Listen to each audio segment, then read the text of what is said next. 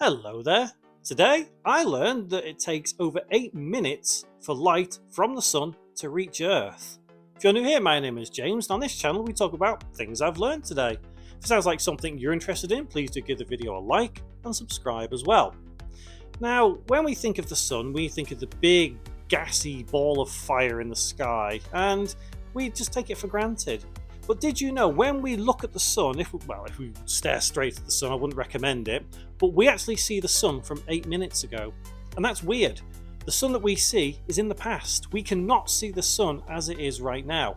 And the reason for that is because it takes 8 minutes for light from the sun to reach Earth. Now, the speed of light is about 670 million miles an hour.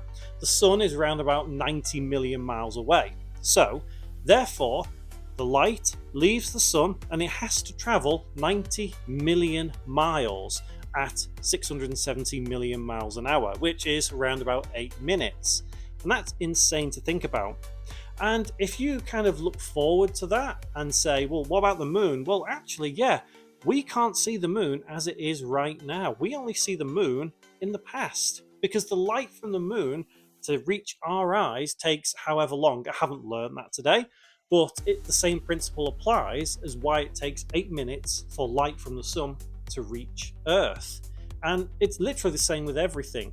Like, literally everything you see is technically in the past. Like, to give another example, right? Let's say if you stand on the southern tip of Manhattan in New York, and you can actually see the top end of Manhattan in New York. Well, actually, what you're seeing is in the past. Only by like a nanosecond, not even a nanosecond, because obviously light travels that fast, but it's still in the past because light from there has to reach your eyes, and it's not an instantaneous thing. It doesn't just happen. There is a limit to the speed of light, and that is round about 670 million miles an hour. Naturally, that time fluctuates from 8 minutes to maybe a little bit more, maybe a little bit less sometimes. It just depends what way the Earth is facing, which way it's tilted, where it is around its cycle of the sun, whether it is a little bit closer, whether it is a little bit further away. And it's the same with the moon.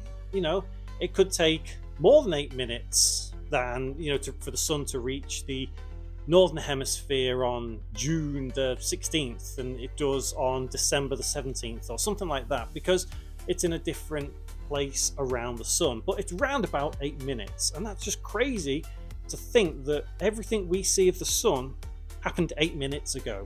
So if the sun were to just catastrophically explode right now, we wouldn't know for 8 minutes. Like, literally, we would not know for 8 minutes. You wouldn't feel the heat, you wouldn't feel anything, because the fastest anything can travel is the speed of light. So any heat that comes off the sun, through an explosion or whatever, I'm being hypothetical here, we wouldn't feel or see for at least 8 minutes. That's crazy. The sun's in the past. The sun is literally in the past.